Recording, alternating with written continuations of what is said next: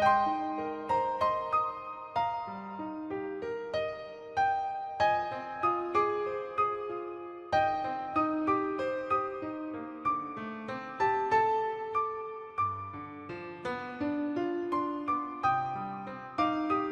everyone, I'm very happy to have Emily White joining us today. Emily is a nonprofit MOOC pioneer. She's currently the Education Technology Advisor at Amnesty International's global headquarters. Today, Emily is taking my interview from London, United Kingdom. Hello, Emily. This is perfect. You and your team have produced three MOOCs already. If you allow, I will call them all social MOOCs. Um, and they're actually textbook examples for social MOOCs. I wanted to find out from you, first of all, what have led you to this path of producing MOOCs? What have inspired you to start using MOOCs to help advance your organization's causes? Yeah, I mean, the big reason was, this was a technology that gave the opportunity to have more people access education, and that's the biggest purpose for it. So, in terms of what was happening offline, we had people coming out of workshops saying that it was a life-changing experience, and we wanted to create the same kind of opportunities for people everywhere in the world to be able to have access to this. And the fact was that the workshops model, which is fantastic, and we've seen that it Right. definitely changes people's lives, doesn't scale because it's very expensive. Yeah. And so the inspiration was really, can we make this experience available online? And so each new MOOC has been trying to get closer and closer to those, to those life-changing experiences of understanding what your rights are, being able to empower yourself with that knowledge, and get active. So we have people coming to our courses from 194 countries, and countries that we have never been able to access before. So that what I love about it also is the diverse audience that we get. And so that's been a really huge theme, is like, how can we match that diversity ourselves? So we have like a big emphasis in creating a diverse team so that our courses reflect the diversity of our audiences. Obviously, we can't have 194 nationalities but in our design team, but we have multilingual people, we have very well traveled people, and people from all kinds of nationalities, and I think that adds a lot, apart from their expertise of human rights around the world. It just means that it's a really it's a course made for diversity, and there's so many benefits to that when you get so many different points of view. Speaking of the benefits of MOOCs, I have talked in this course about all the characteristics of MOOCs, and I pointed out each letter in this acronym MOOC points to a special trait of this new way of teaching and delivering services by being massive, open, online, and in a community. I always say the C in MOOC stands for community.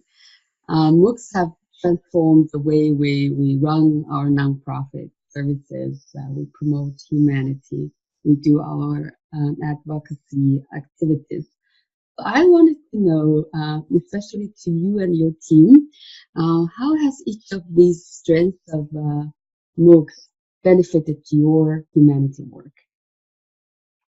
Yeah, absolutely. I mean, that's the thing. I mean, massive, in our case, was also about being global. We have a global organization. We regularly communicate in 4 languages. So we had this opportunity to be able to create MOOCs for 4 big global languages in English, French, Spanish, and Arabic. And so massive to us is also about this diversity. But yeah, I mean, when you can go from 0 to 100,000 registered learners within a couple of years, then that's massive, and it's going to depend on your brand, because when you have a big brand name like Amnesty, which is very recognized, then you can expect to get a large number of people interested. But I think it's also the topic that you're going to talk about. So if it's a very topic that's very important to lots of people right now, and it might not be something that's provided in other educational settings or not very accessible, then you're going to get a lot of people. And then also, massive doesn't have to mean a lot. So there was this really great story about one person who created a MOOC on, I don't know, some level of quantum physics that was so obscure that he got 7 people on his course. But for him, that's massive, because normally he would be working, with one person one-to-one for years in this very niche subject matter, and having 7 people who were coming from all over the world also was a revelation for this person. Wow. So it is very much massive means different things to different people, and as long as it's you understand what massive is to you, then you'll be fine, because it doesn't mean the same things for 2 different people. And open for me is actually just opening up the possibility to learn about something that's just otherwise for many people impossible to learn. So, making it available on online in a MOOC means that you're opening up that piece of knowledge or that skill set to anyone.